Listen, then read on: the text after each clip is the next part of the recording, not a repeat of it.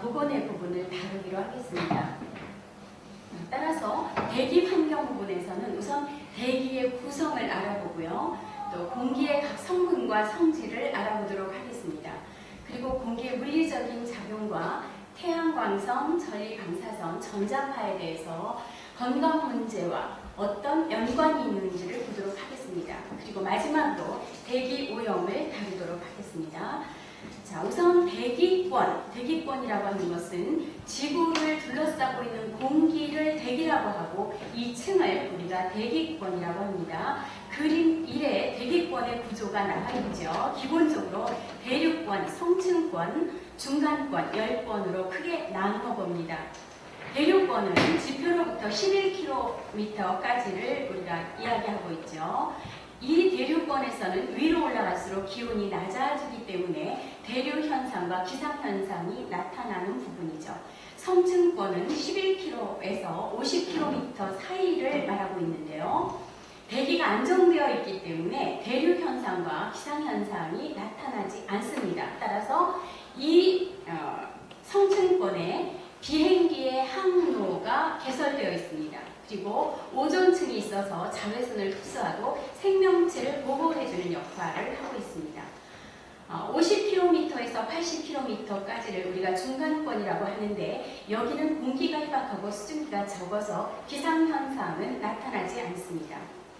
80km 이상을 우리가 열권이라고 하는데요. 대기가 극히 희박하고 또 낮과 밤의 기온차가 크고 오로라 현상이 나타나는 층입니다. 이곳에는 전리층이 있어서 지상의 전파를 반사하는 것으로 알려져 있습니다. 자, 그럼 우선 산소에 대해서 알아보겠는데요. 자, 산소는 인간에게 아주 중요한데 우리는 호흡을 통해서 산소를 들이마시고 우리 인체에 들어간 산소는 영양소를 연소시키는 아주 중요한 메커니즘을 하고 있습니다. 그런데 이렇게 산소가 우리 몸에 흡입되고 이산화탄소가 배출됐을 때 그것을 다시 산소로 만들어주는 것은 식물과 조류들에 의한 광합성이라는 것을 우리 이미 잘 알고 있죠. 사람의 경우는 1회 호흡 시마다 4% 내지 5%가 폐에서 흡수되고 탄산가스를 배출하는 것으로 알려져 있죠. 성인의 경우는 1일 약 550 내지 600리터의 산소를 소비하기 때문에 실내에서 생명 현상을 유지하기 위해서는 21%의 산소가 가장 이상적인 것으로 알려져 있는데요.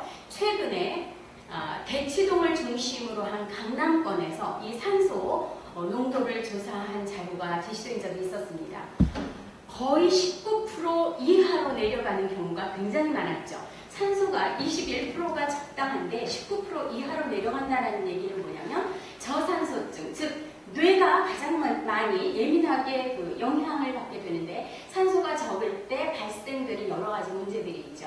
그래서 암 발생하는 경우에 암세포들은 산소가 적은 그런 상태를 좋아한다는 발표도 나타나고 있습니다. 따라서 암에 이완된 암 발생된 그런 경우에 공기가 좋은 곳에서 섭생을 제대로 하고 수술하지 않고 살아난 사람들을 우리가 기적이라고 표현을 하기도 했었는데요. 실제 과학적인 증거가 있다는 것이죠.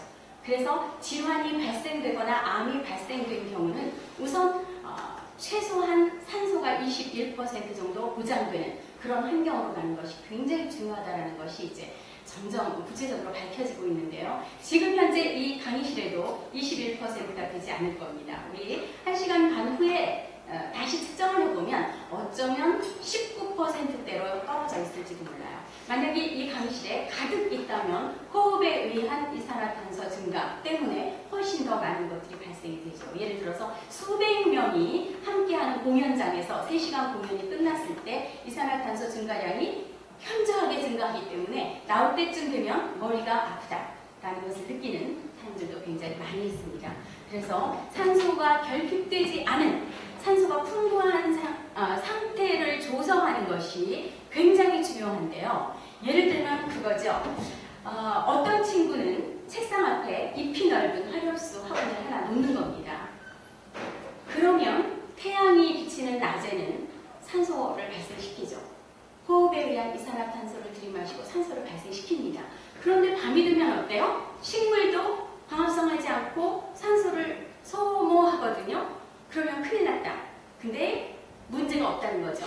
발생시키는 산소의 양이 훨씬 많기 때문에 식물이 호흡에 의해서 소비되는 산소는 아주 적다라는 겁니다. 따라서 아무것도 없는 방보다는 창가에 잎이 넓은 식물 하나를 놓는 그 방이 훨씬 더 산소의 농도가 높을 확률이 많다라는 거죠.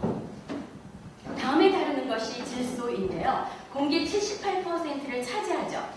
그러나 질소 자체는 직접적인 영향을 주지 않는데 다만 고기압 환경에서는 마취작용, 또 감압병의 기포가 발생하는 현상이 나타나고 있습니다. 특히 이제 잠수 작업이나 잠암 작업과 같은 고압 환경에서 중추신경계가 마비되는 마취작용을 하게 되는데요. 급속하게 감압하게 될 때 체액 속의 질소가 기포를 발생시키면서 모세혈관에 혈전이 나타나게 되는 거죠. 그래서 우리가 감압병 또는 잠암병이라고 하는데 우리나라 경우는 제주도의 해녀가 이 병에 많이 걸리고 있죠. 그래서 오랫동안 물질을 한 해녀들의 경우는 사지관절통, 현기증, 시력장애, 호흡곤란 이런 것들이 나타납니다. 그래서 요새 제주도나 남해안 쪽에 가면 해녀들이 굉장히 많이 줄어들어서 거의 보기가 힘들어요. 그래도 전북을 따고 그런 작업을 할 해녀들은 계속 있어야 하는데 젊은 여성들은 해녀를 잘 안 한다고 합니다. 그래서 나이 드신 분들만 겨우 명맥을 유지하는 그런 이유가 이런 감압병 때문이다라는 것을 알면 될 것 같습니다. 그 다음에 이산화탄소인데요. 지금 기후협약의 가장 중요한 이슈가 되고 있는 공기죠. 그런데 이산화탄소 자체는 공기 중에 0.03% 아주 미량이 존재합니다. 그리고 우리가 호흡에 의한 연소작용, 그리고 물체가 탈 때, 발효할 때, 부패할 때 발생하는 기체이죠. 그런데 이산화탄소는 무색이고 무취의 비독성 가스인데 여러 사람이 있을 때 군집독 현상을 나타낸다. 아까와 같이 이산화탄소가 증가하면서 산소가 부족한 상태를 표현하는 거죠. 따라서 이산화탄소는 실내 공기오염의 지표로 사용되고 실내 위생학적 허용기준을 설정하고 있습니다. 자, 공기의 각 성분과 성질에서는 무엇을 보면 되냐면요. 농도가 가장 안정된 물질을 보면 됩니다. 쉽게 농도가 변하는 물질들도 중요하지만 안정돼서 오랫동안 우리에게 영향을 미치는 게 중요하겠죠. 산소의 경우는 보니까 체류 시간이 6,000년입니다. 이산화탄소는 7년 내지 10년이에요. 그렇다면 이건 무엇을 의미하느냐? 산업활동에 의해서나 혹은 우리의 의식주를 영위하기 위해서 발생한 이산화탄소는 한 번 발생하면 7년 내지 10년 동안 체류한다 라고 하는 의미를 갖고 있는 겁니다. 자, 그 다음에 대기 현상 중에서 중요한 요소가 기온이죠. 기온은 우선 일교차와 연교차로 표현을 하고 있습니다. 일교차는 하루의 최고 기온과 최저 기온의 차이를 이야기하고 있는데요. 하루 중에서 가장 기온이 낮은 것은 해가 뜨기 30분 전, 그리고 최고 기온은 오후 1시부터 3시로 나타나고 있습니다. 일교차가 가장 큰 경우는 내륙지방이고요. 그 다음에 해안지방, 그리고 산림지방의 순이죠. 그래서 뜨거운 여름에 우리가 바닷가에 가거나 산에 가는 것이 이 일교차를 이용한 피서라고 이해하시면 됩니다. 그 다음에 연교차인데요. 1년 동안의 최고 및 최저 온도의 차이로 한대가 가장 연교차가 크겠죠. 그 다음에 온대지방, 열대지방이고요. 우리나라 경우는 가장 높은 게 8월, 가장 낮은 온도가 1월로 나타나고 있습니다. 그 다음에 이제 기온을 측정하는 것은 건구 온도와 습구 온도로 크게 나누어 보는데요. 수은이나 알코올로 만든 온도계로 측정하는 것이 건구 온도고요. 여기에다가 기온과 기습과 기류를 종합한 습구 온도로 나누어 보고 있습니다. 대개는 건구 온도로 표시를 하게 되고요. 이렇게 온도가 높거나 온도가 낮을 때 우리 건강에 이상이 온다라는 거죠. 그러면 환경 때문에, 자, 제가 레포트의 제목을 환경 때문에 발생하는 건강 문제의 사례라고 얘기를 했는데 기온이 높거나 기온이 낮은 경우에도 건강에 문제가 온다. 그러나 일상적으로 이 환경에서 나타나는 경우는 크게 많지 않죠. 물론 지구온난화 때문에 발생하는 특별한 경우도 있습니다. 그러나 대개는 작업 환경에 의한 직업병 이런 경우가 건강의 이상을 초래하겠죠. 그래서 이상 보온 현상일 때는 일사병이나 열사병 그리고 열경련이 나타나고요. 이것 때문에 동통성 경련이나 순환기계 이상이 나타납니다. 또 체온 조절에 관한 중추 기능이 장애를 나타나고 있습니다. 또 이상 저온 현상인 경우는 냉방 환경, 또 낮은 온도에서 일을 하는 사람들에게서 나타나는 경우이죠. 그래서 한냉 노출에 의한 전신 장애, 또 급성 일과성 염증, 동상 이런 것들이 나타나는 것으로 알려져 있습니다. 자, 중요한 요소 또 하나가 습도인데요. 습도는 40%에서 70%가 가장 쾌적한 상태로 알려져 있습니다. 그래서 낮에는 태양열을 흡수해서 습도가 있음으로 인해서 대지가 너무 뜨거워지는 것을 방지하고 또 밤에는 온도가 급격히 저하되는 것을 막아주는 그런 역할을 하고 있고요. 수증기의 양은 위도가 높을수록 감소한다라는 것으로 알고 있습니다. 일일 중에 습도의 변화는 기온의 변화와 역상관관계를 이루고 있고요. 습도를 측정하는 경우는 대개 아스만 통풍 습도계를 가장 많이 사용하고 있습니다. 자, 세 번째 요소가 기류인데요. 기류는 어떤 의미에서 환경의 중요한 요소인가? 환경 문제에서 건강에 이상을 가져오는 것은 대기 역전의 경우이죠.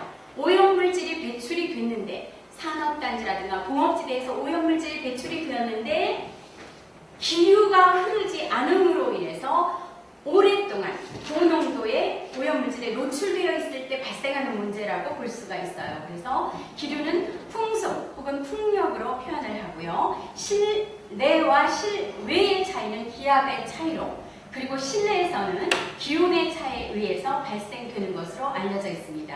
그래서 쾌적한 실내 기류인 경우는 0.2 내지 0.3 m/s이고요. 실외 기류에서 쾌적한 상태는 10.0 정도의 상태이고 무풍 기류는 0.1 m/s인 경우를 우리가 표현하고 있습니다. 그 다음에 이제 복사열인데요. 태양의 적외선을 우리가 복사열이라고 하죠. 그래서 우리가 열선이라고 하는데 태양 에너지의 5%를 차지하고 있습니다. 자외선이 7%를 차지하고 있는 것에 비하면 태양 에너지의 50%면 상당히 중요한 역할을 하겠죠. 자, 그 다음에 이제 온열지수라고 하는 것이 있습니다. 온열지수라고 하는 것은 우선 쾌감대로 설명을 할 수가 있는데요. 성인이 안정상태에서, 자, 운동을 하거나 이동하는 것이 아니라 안정상태에서 적당하게 옷을 입은 상태에서 쾌감을 느낄 수 있을 때는 기류가 흐르지 않는 불감기류 상태, 그리고 60 내지 65% 정도의 습도, 그리고 17 내지 18도씨의 기온일 때라고 알려져 있습니다. 그렇다면 이 온열지수의 측면에서 감각온도라고 하는 개념이 있는데요. 감각온도는 온도와 습도와 기류의 세 가지 팩터가 종합된 작용에 의해서 우리가 느껴지는 것을 감각온도라고 하죠. 그래서 감각온도, 체감온도, 실효온도, 유효온도 이렇게 표현을 합니다. 즉 기온이나 습도나 무풍을 기초로 해서 등원 감각을 주는 온도나 습도나 기류의 종합 상태를 표현하는 것이죠. 그 다음에 불쾌지수, 우리는 불쾌지수라는 말을 현실에서도 많이 사용하고 있는데요. 원래 불쾌지수라는 말은 공장이나 사무실의 전력 소모를 알기 위해서 사용했던 지수이죠. 그런데 이것은 기류와 복사열이 고려되어 있지 않기 때문에 감각 온도와 차이가 있을 수 있다라는 결정이 밝혀졌기 때문에 실내에서만 적용이 되고요. 실제 불쾌지수가 높을 때는 우리 현실 사회에서도 다툼이나 싸움이 훨씬 많이 발생되고 경찰서에 오고 가는 일들이 많다라는 통계도 있습니다. 그 다음에 이제 카타 냉각력이 있는데요. 기온이 낮고 기습이 낮은 경우에 그리고 기류가 클 때 체열 방산량이 증대된다 라는 건데요. 이때 열을 뺏는 힘을 우리가 카타 냉각력이라고 하는데 카타 온도계로 사용을 하고 기류 측정을 할 때 미풍계로 사용이 되는 경우이죠. 그 다음에 등가 온도는 기온과 기습과 기류 그리고 복사열까지 포함해서 고려하는 것이죠. 그래서 복사량이 많은 산업장에서는 감각 온도보다 등가 온도가 훨씬 더 합리적인 온도로 사용하고 있습니다. 자, 그 다음에 기압인데요. 그림사에서는 기압을 보여주고 있죠. 그래서 기압은 아네로이드 기압계로 대개 측정을 하게 되어 있고요. 지구 표면상의 압력을 760mmHg로 우리가 기본을 보고 있죠. 그래서 수온의 압력과 같은 대기 압력을 기준으로 해서 1기압으로 표현을 하고 이것을 기준으로 우리가 기압을 측정합니다.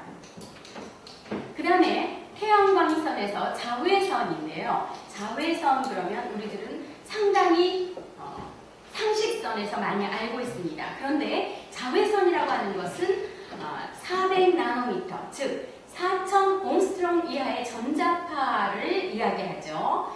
그래서 사진 강광작용도 하고 형광작용, 광이온작용을 하는데 우리가 화학선이라고도 표현을 합니다. 그런데 이 자외선은 광화 반응으로 인해서 단백질과 핵산 분자의 파괴로 변성작용을 하게 되어 있죠.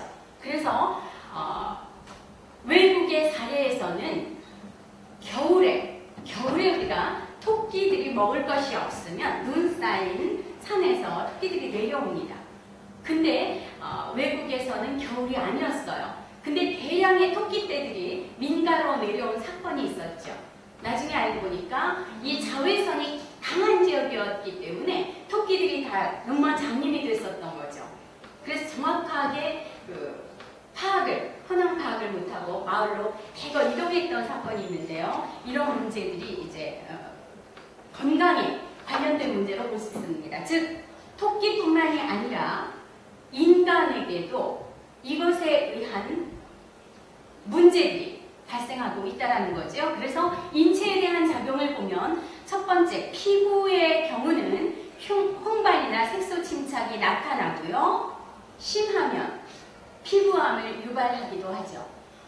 우리나라에서는 사실 그런 광경을 거의 볼 수 없죠. 그러나 제가 본 경우는 영국이나 프랑스에서는 공원에서 거의 수영복 차림으로 태양광선을 쪼이고 있는 광경을 참 많이 봤습니다.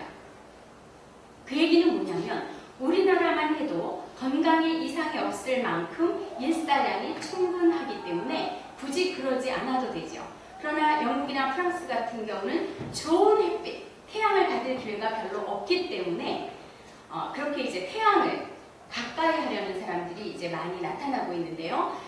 문제는 뭐냐면 그렇게 서양에서 특히 백인들이 태양을 필요로 하기 때문에 그렇게 이제 태양광선이 나오면 정원으로 나가고 공원으로 나가는데 한국에서 황인종들이 의도적으로 이제 이런 걸 한다라는 거죠. 그거는 문제가 있다고요. 실제 피부암도 많이 발생이 되고 있고요. 그 다음에 눈의 경우에도 아까 토끼의 경우와 마찬가지로 결막염이나 수포가 형성이 될 수 있고 안검 부종, 암염, 그리고 수정체의 단백질 변성 등이 나타난다라는 겁니다. 그러니까 자외선이 강한 날 선글라스를 끼는 것은 이건 멋이나 유행의 문제가 아니라 실제 눈을 보호하는 게 아주 중요한 요소라는 거죠. 그래서 겨울에 스키를 타러 간다거나 골프장 같은 데서 오랜 시간 햇빛을 쬐게 될 때는 자외선 차단이 필요하다는 것이고요. 이때는 분명히 선글라스도 자외선 차단의 기능이 있는 것들이 도움이 된다는 것을 알 수가 있습니다. 그 다음에 비타민 D의 형성 작용을 하고 있기 때문에 비타민 D를 의도적으로 먹지 않아도 햇빛만 쬐면 생물학적인 그런 반응이 나타난다는 것인데요. 이런 부분에서 우리가 이렇게 형상으로 이미지화되는 게 어떤 게 있어요? 할머니들이 햇빛이 모처럼 나는 날 양지에 쪼그리고 앉아서 햇빛을 쬐는 사진, 이런 것들이 생리적으로 충분히 이해가 되는 것이죠. 그 다음에 자외선은 성장 촉진이나 대사 촉진, 적혈구 생산이나 혈압 강화 효과도 있다라는 것이죠. 즉 자외선을 너무 차단하는 것도 잘못이고 그렇다고 지나치게 자외선에 노출하는 것도 잘못이다라고 하면 어느 정도가 건강에 적정할 것인가 라는 것들이 이제는 우리들에게 어느 정도 이제 정리가 되어야 될 시기라고 볼 수가 있습니다. 그 외에도 2500에서 2800 옴스트롱에서 강한 살균력을 보이죠. 여기에 표현을 보면 세균의 핵을 단박에 파괴한다라고 되어 있습니다. 이것은 우리가 어떤 것을 일상생활에서 볼 수 있냐면 침구를 아무리 빨아도 충분한 살균이 되지 않잖아요. 이럴 때 햇빛에 충분히 널어놓으면 확실하게 살균이 된다는 것이죠. 이런 것들을 우리가 아주 중요하게 일상생활에서 도입을 해야 되는데요. 예를 들면 세탁기를 돌린 후에 건조기를 돌리잖아요. 그런데 건조기에서 그렇게 돌아가는 것보다 오히려 세탁한 것을 햇빛에 넣는 것이 훨씬 좋다라는 것을 우리가 알 수가 있습니다. 그 다음에 치료작용도 가지고 있는데요. 특히 피부 결핵이나 임파선 결핵, 그리고 뼈나 관절의 결핵인 경우에, 그리고 부루병 예방은 우리가 이미 잘 알고 있는 그런 긍정적인 작용이라고 볼 수가 있죠. 그 다음에 이제 적외선인데요. 파장이 700나노미터 정도의 서부터 100까지 범위의 광선인데요. 우리가 열선이라고 하고 온도에 비례해서 적외선을 복사하는 것으로 알려져 있죠. 자, 생물학적인 작용을 보면 피부에는 습진이나 괴사, 화상, 심하면 암까지도 발생이 되지만 자외선처럼 색소 침착은 나타나지 않는다라는 것이고요. 눈에도 역시 적외선 백내장을 나타낼 수 있다라는 것이고 망막에도 열성 손상이 가능하다라는 것이죠. 또 일사병과 열사병의 원인이 되기 때문에 지나친 태양광선에 노출되는 것도 역시 문제가 되고 있고요.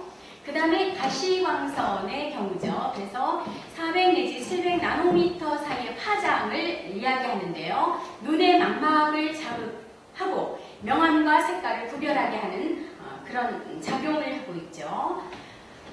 조명이 불량한 경우에, 그리고 전자기구 조립工, 조각工, 보석 세공하는 사람, 이런 일을 하는 산업장에서 많이 발생이 되죠.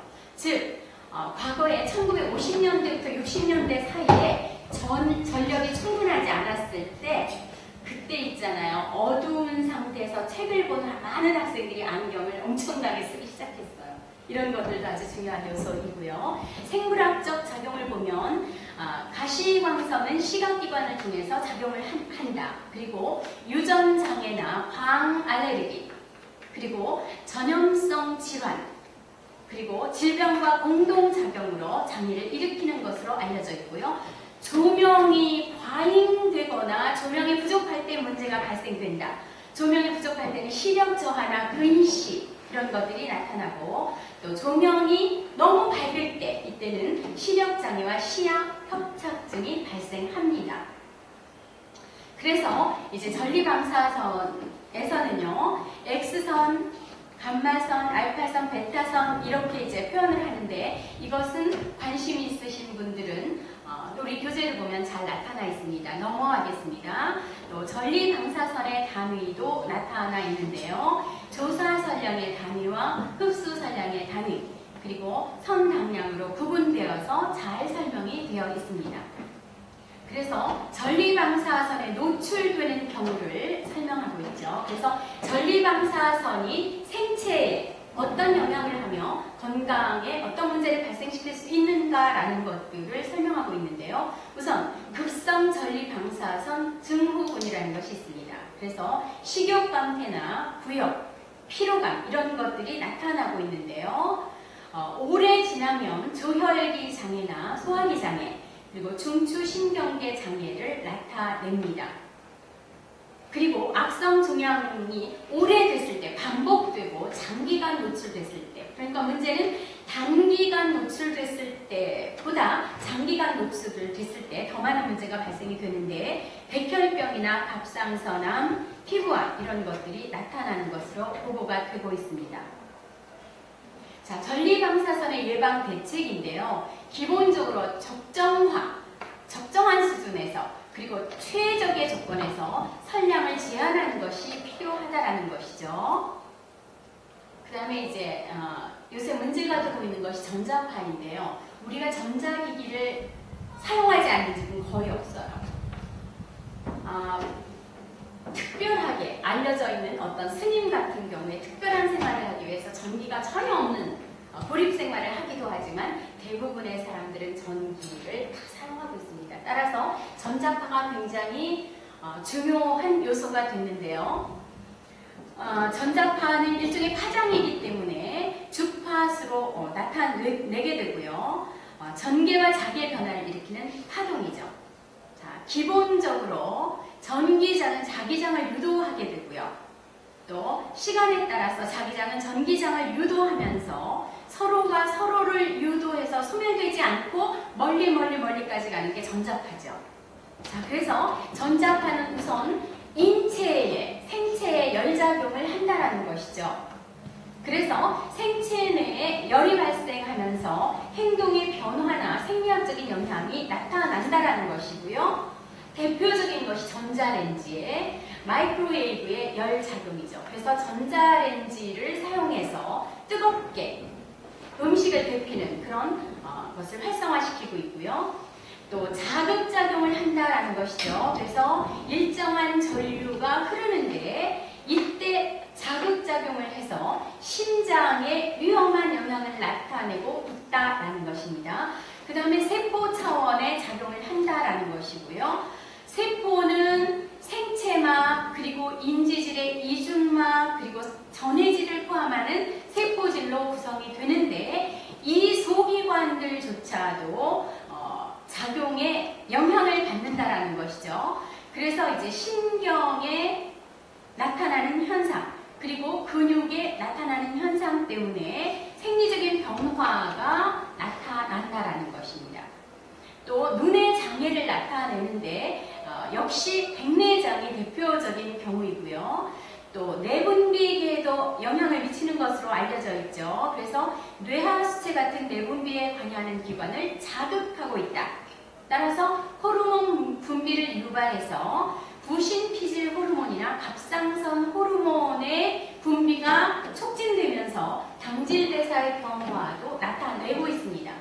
또 행동에 미치는 영향도 보고가 되고 있는데요. 체온 상승이나 열 스트레스가 전자파에 의해서 나타낼 때 스트레스에 의한 행동의 변화가 나타나고 있다는 것이고요. 또 조혈계에 미치는 영향인 경우는 생쥐에게 장기간의 전자기파를 조사했더니 임파과 백혈구의 증가가 나타났었고 따라서 백혈병이 생겼다라는 것이죠. 따라서 고압의 전류가 흐르는 송전선 주위에 사는 어린이들이 다른 어린이들보다 백혈병의 발병률이 높았다. 그러나 어린이뿐만이 아니라 소, 돼지 이런 가축들에게서도 병이 많이 생겼고요. 새끼들을 낳지 못하게 되는 경우, 사산하는 경우, 유산하는 경우 이런 경우도 많이 나타나는 것으로 보고가 되고 있습니다. 그 다음에 전자기파는 기형을 유발하고 있다라고 나타내고 있죠.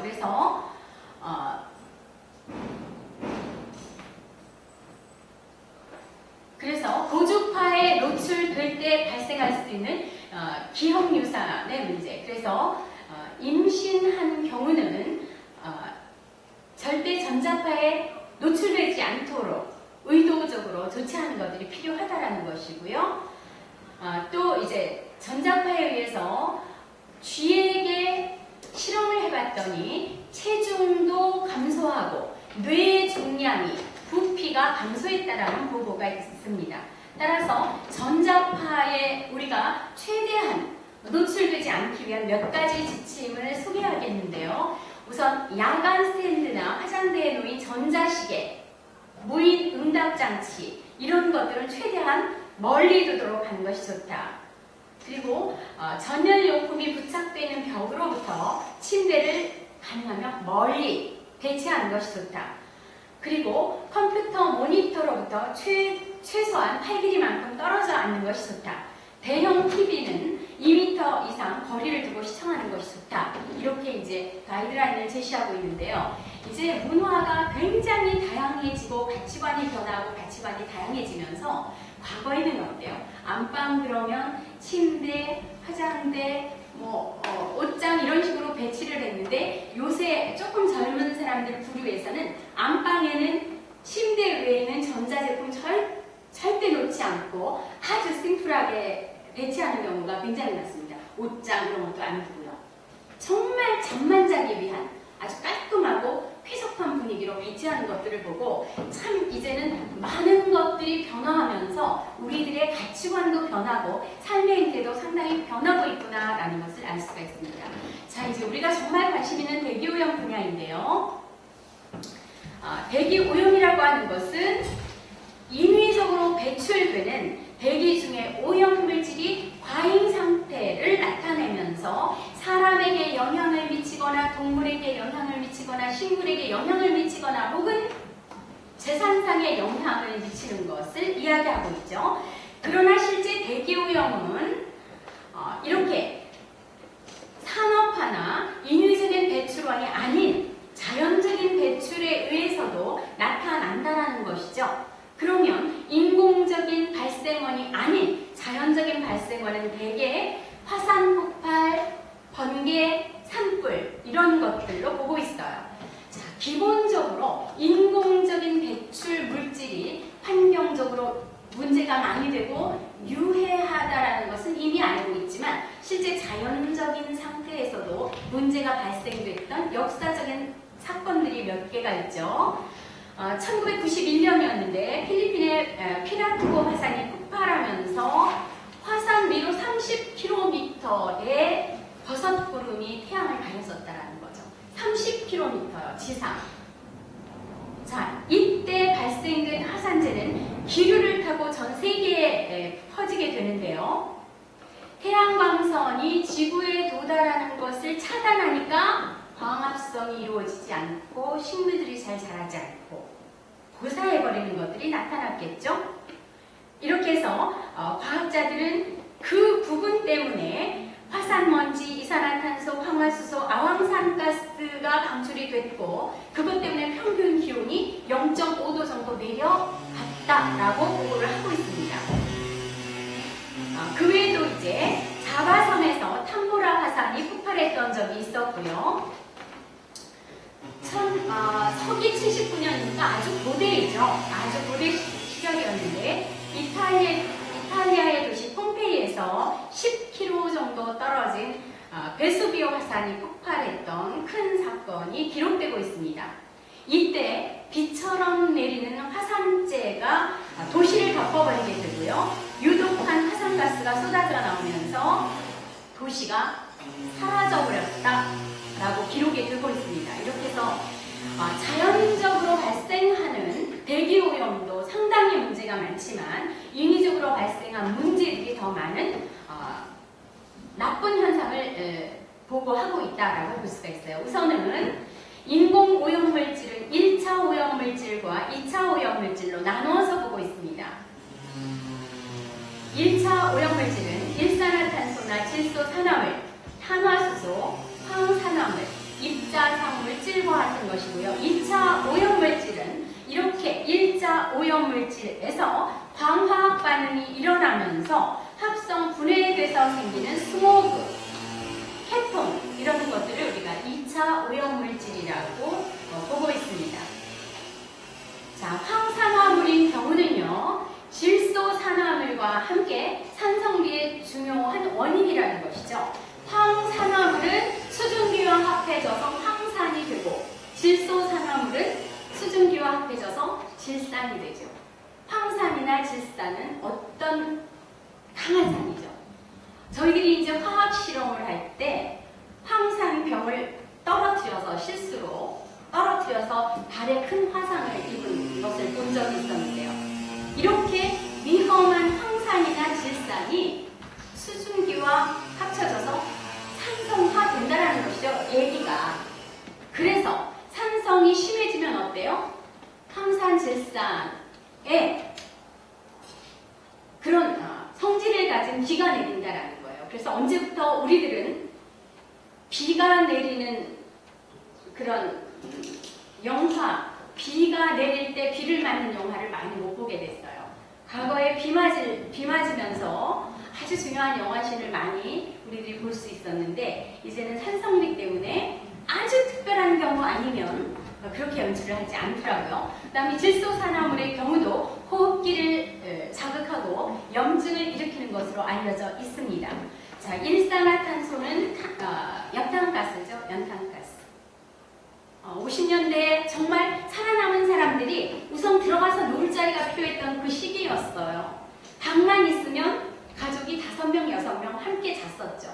그렇게 정말 우선 의식주를 해결하기 어려웠을 때 대충 지었던 집들, 대충 만들었던 방들, 나무를 떼다가 연탄이 나오기 시작하면서 너무 좋았죠. 굉장히 편했어요. 나무가지를 긁어 모아서 난방을 하지 않아도 됐으니까. 그런데 어머나 그렇게 연탄을 사용하면서 엉성하게 급하게 지은 집들에서 수많은 사람들이 일산화탄소 때문에 죽어나갔죠. 너무나 많은 사람들이 동시다발적으로 많이 연탄가스 때문에 중독이 돼서 죽으니까 나중에는 신문에 나지도 않았다고 그래요. 그래서 이제 일산화탄소는 아주 치명적인 가스라는 것을 우리가 잘 알고 있고요. 산소 운반 능력을 차단하고 일산화탄소가 먼저 결합돼 버리는 거죠. 수용체에. 그래서 호흡하지 않는 것과 똑같은 상태가 되기 때문에 급격하게 사망에 이르는 것입니다. 그 다음에 오존의 경우인데요. 오존도 농도 이상이 되면 호흡기나 눈이 따갑고 기침이 나고 폐 기능이 저하되는 것으로 보고가 되고 있습니다. 그 다음에 이제 휘발성 유기화합물인데요. 휘발유와 같은 석유 제품을 사용할 때 굉장히 그 휘발성이 강하고 증발되는 물질이죠. 따라서 이것 때문에 발생하는 인체의 직접적인 문제들, 발암성의 문제들이 지적이 되고 있습니다. 그 다음에 이제 먼지인데요. 대기나 배기가스에 장시간 부여하는 미세한 고체나 액체의 입자상 물질이죠. 자, 입자상 물질들이 좀 크면 어때요? 중력에 의해서 다 땅에 떨어집니다. 그런데 이게 너무너무 작아서 떨어지지 않고 계속 부여하는 것이죠. 그 부여하는 분지는 폐에 들어가면 흡착이 되어버리는 거예요. 자, 위에 잘못된 음식물이나 이물질이 들어가면 위세척을 할 수가 있죠. 그러나 아직까지 폐세척의 방법이 없어요.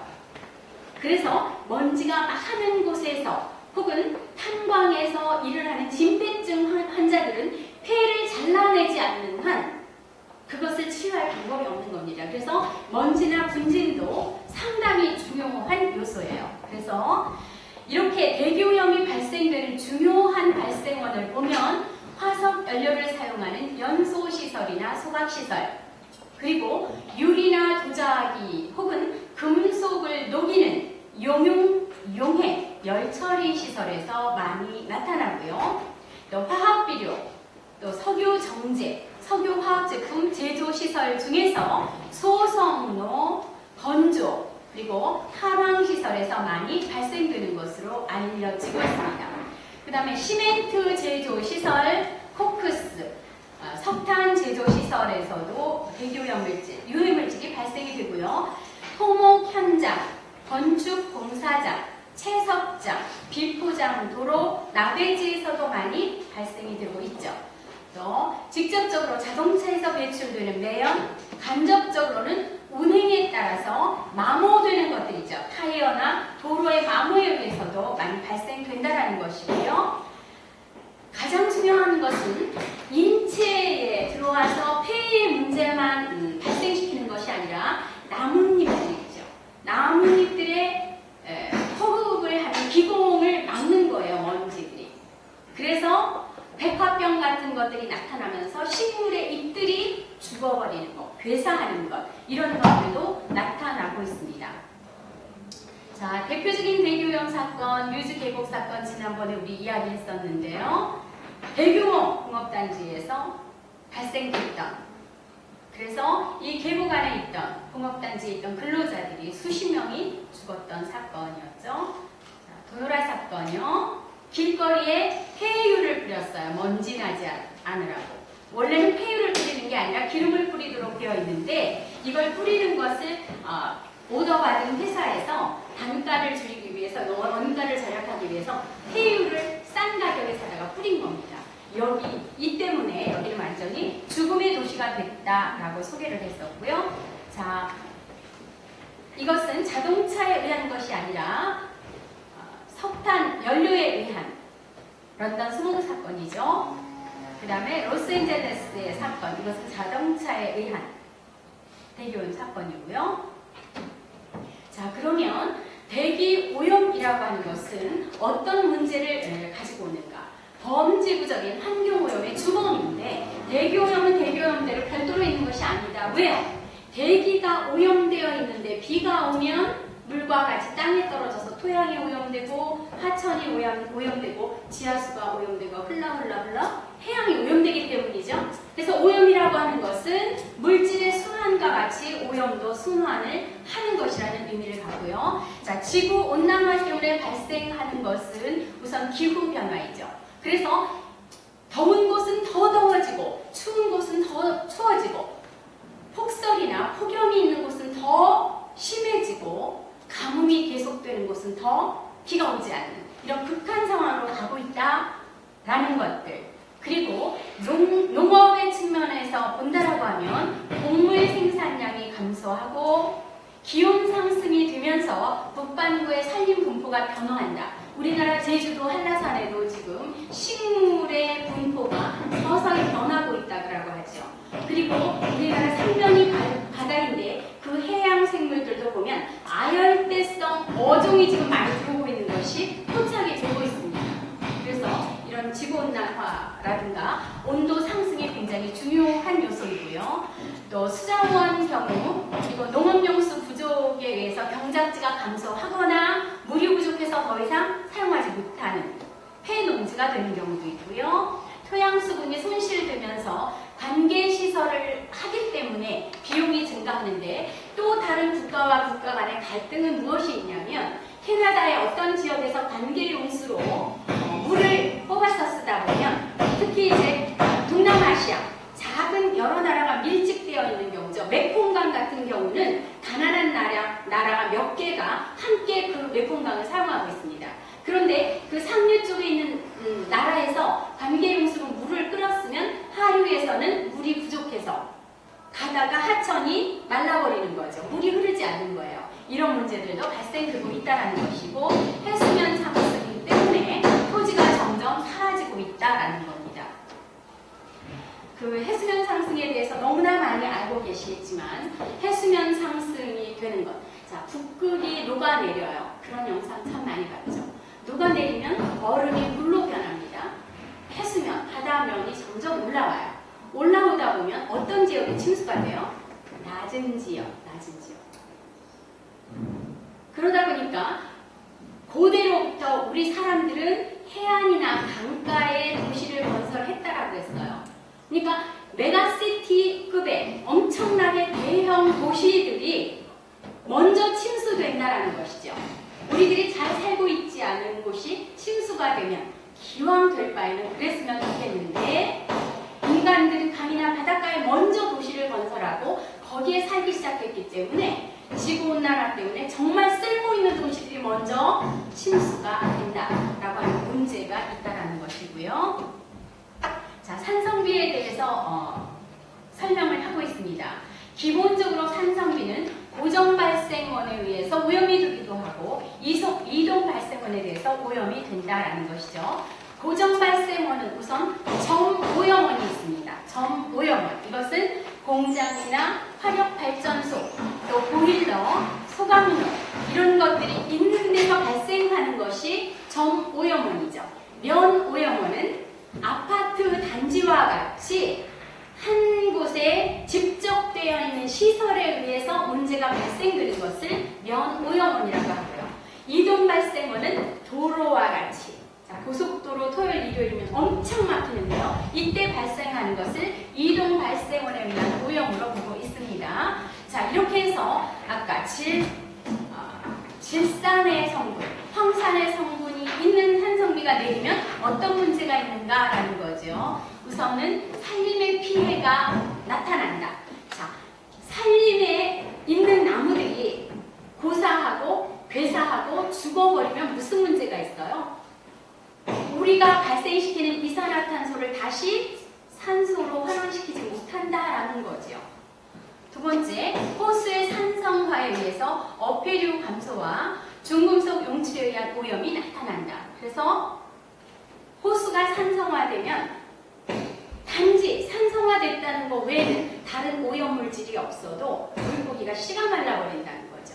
문제는 그 환경의 이동성 때문에 영국의 산업혁명 때문에 돈은 영국에서 벌었는데 그 인근의 다른 유럽 국가의 호수들이 산성화돼서 물고기가 죽어버렸다는 그런 문제죠.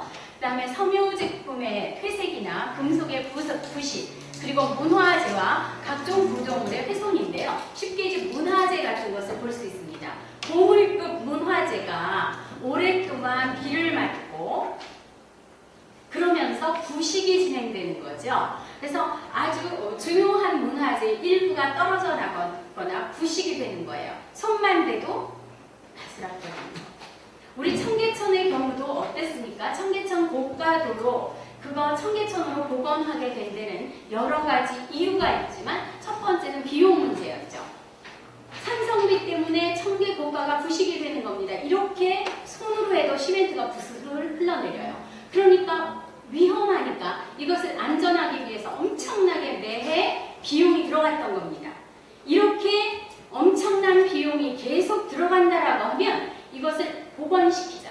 복원시킬 때 덩어리 돈이 들어가지만 환산을 해보니까 계속 매해 들어가는 비용보다는 적다라는 결과가 나왔었죠. 그래서 이제 복원을 하게 됐던 중요한 이유이기도 합니다. 그 다음에 성층권의 오존층 파괴 문제도 요새 심각하게 대두가 되는 것이죠. 그래서 이제 오존층은 자외선을 흡수해서 자외선의 피해로부터 보호를 해주는데 만약에 오존홀이라고 해서 오존 중에 뻥 뚫린 것들이 관측되기 시작했죠. 그렇게 오존홀이 점점 넓어지고 이 지구상에 오존홀이 뻥뻥 뚫리기 시작하면 어떻게 돼요? 아까 눈먼 토끼가 자외선에 의해서 눈이 멀고 마을로 내려오는 것처럼 우리 사람들도 상당히 많은 사람들에 비해서 눈이 멀거나 백내장이 나타나는 것들이 현실화된다라고 하는 문제가 있기 때문에 이 오존층은 어때요? 보호가 돼야 된다는 것이죠. 그런데 오존층을 파괴하는 가장 중요한 것이 프레온가스죠. 그리고 프레온가스는 굉장히 안정되어 있어요. 스테이블 상태이기 때문에 염소 분자를 방출하게 되는 것은 올라가서 굉장히 오랫동안 몇만 년 동안 머문다 라는 것이 보고가 되고 있습니다. 따라서 이런 프레온가스 같은 것을 줄이지 않으면 미래 세대가 점점 문제가 발생한다는 것 때문에 온 세계가 이런 것들에 대한 기후 협약을 체결하고 실행하고 있다라고 이해하시면 됩니다. 자, 오늘 대기 환경은 이제 여기까지 진행을 하고요. 이제 많이 오셨으니까 다시 한번 그대로 녹음을 진행하셔도 됩니다. 레포트에 대해서 설명을 드리겠습니다.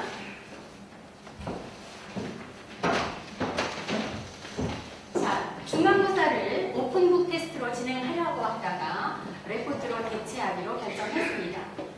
문제는 하나인데요. 환경으로 인한 보건 문제의 사례를 제시하고 대안을 설명하십시오. 10가지 사례를 제시하라고 제가 제안을 했는데 우선 첫 번째 사례를 제가 먼저 말씀을 드릴게요.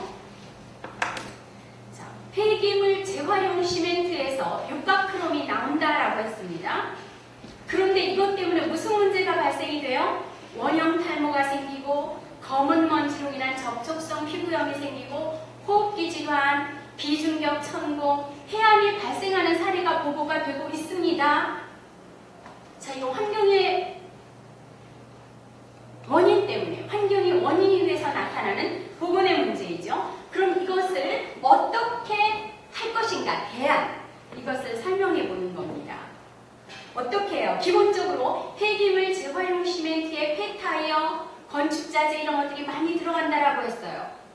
걸러지지 않고 들어갑니다. 따라서 소성로에 들어가는 원료를, 소성로에 들어가는 재료를 사전 검사해서 유해물질을 제거하는 방법, 이런 것들이 대안으로 제시가 될 수 있겠죠. 자, 두 번째 사례를 소개하겠습니다. 신항만 공사를 하면서 준설토를 사용해서 준설토를 투기해서 땅으로 만들었죠. 매립했습니다. 이때 물가 파리떼가 엄청나게 늘어나면서 개체수가 증가함으로써 피부병이 나타났고요. 주민생활이 피폐해서 그 지역을 떠나는 주민도 있었고, 방역을 하다 보니까 방역으로 인한 건강의 피해도 나타났던 겁니다. 자, 이런 경우에 대안은 어떤 것들이 있을까요? 우선 준설할 때 준설토의 물기를 빼고 매립한다. 또 두 번째는 청도우리와 같은 천적을 이용해서 물가 파리가 애벌레일 때 방역을 해버리는 거죠. 세 번째, 일본의 하네다 국제공항처럼 정기적인 샘플링을 통해서 조사를 하고, 그 조사에 따라서 중요한 부분들은 집중 방제하고 이중 철관 패널을 해서 차단 세트를 사용하는 방법 등이 있고요. 또 네 번째 방법으로는 투기장 내에 인공수로를 형성해서 표면을 건조시키는 공법도 가능하다라는 겁니다. 다섯 번째는 시멘트를 살포해서 건조를 유도하는 것. 그러니까 꼭 시멘트가 아니어도 건조를 유도하는 어떤 방법들을 사용하는 것이 대안이 될 수 있겠죠. 자, 또 하나의 사례, 세 번째 사례를 보면 벤젠의 문제인데요. 그 벤젠이 암을 유발한다라고 하는 것이 이제 밝혀졌죠. 그런데 벤젠은 우리 일상생활에 너무나 만연돼 있어요. 주유소에서 차에 휘발유 넣고 있는 그 시간에도 벤젠은 계속 유입됩니다. 도로에서 자동차가 지나가는, 도로가에 이동하는 사람들은 물론이지만 도로가에 있는 주택들, 문제가 발생이 되는데요. 차량 배기가스, 차량 정비소, 주유소, 그 외에도 접착제를 사용하거나 페인트를 사용할 때 벤젠이 노출된다는 것이죠. 근데 벤젠이 어떤 역할을 해요? 건강에 혈액암, 골수암, 간암, 그리고 혈구수 감소로 인한 생리적인 변화 이런 것들이 나타난다라고 보고가 되고 있습니다. 자, 그러면 어떤 대안들이 가능할까요? 벤젠에 노출되지 않기 위해서는 우선 차량의 경우는 PCV 밸브나 APC 밸브를 달린 배기구를 사용함으로써 배출 감소를 유도시킬 수 있겠죠. 또 촉매 변환 기능으로 일산화탄소나 질소 산화물 같은 것을 배출 감소시킬 수 있습니다. 그리고 전위차 분리기로 배기가스에서 유해한 물질을 제거할 수도 있습니다. 또 페인트 칠을 하는 경우는요, 페인트 칠할 때 뽕칠을 하지 않고 붓칠을 한다는 것이죠. 뽕칠을 할 경우 어때요? 공사장 인부에게 굉장히 치명적으로 노출이 되는 겁니다. 마스크를 쓰고 이래도 많이 노출되는 것으로 보고되어 있어요. 호흡뿐만 아니라 피부를 통해서도 전달이 되기 때문이죠. 그 다음에 이것으로 인한 실내 오염 나타납니다. 그 다음에 접착제는 뭐냐면 벽지를 바를 때요, 풀만 갖고, 우리 옛날에 벽지 바를 때 밀가루 이런 것들로 풀을 쏘아서 발랐습니다. 그러나 왜 접착제 써요?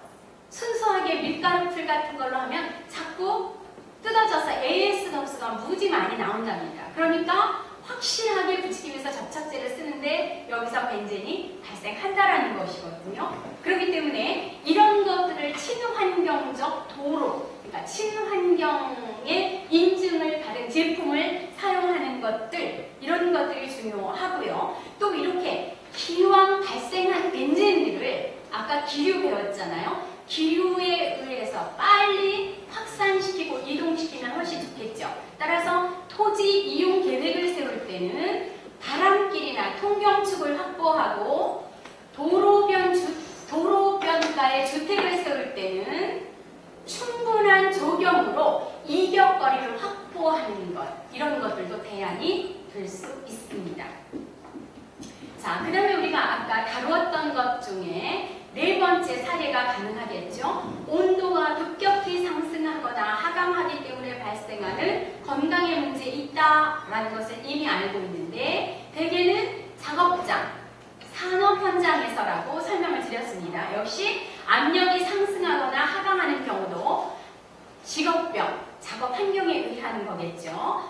그 다음에 그 기온 역전에 의해서 기왕에 발생한 오염물질이 정체됨으로써 유해하지 않도록 하기 위한 공업지역, 산업지역을 재단할 때, 계획할 때, 이럴 때 건강의 문제를 제대로 인식하고 하는 것이 아주 중요하다라는 측면을 가지고 있습니다. 그래서 저희가 이번 학기 동안은 보건영양평가를 주로 하는데요. 우리에게 있는 환경의 문제 중에서 인체에 미치는 영향에 대해서 포커스를 맞추는 겁니다. 식물에 대한 영향, 동물에 대한 영향, 그리고 재산, 문화재 이런 거에 대한 영향이 있지만 그 중에도 인체에 대한 것을 가장 중심으로 본다. 이렇게 이해하시면 될 것 같습니다.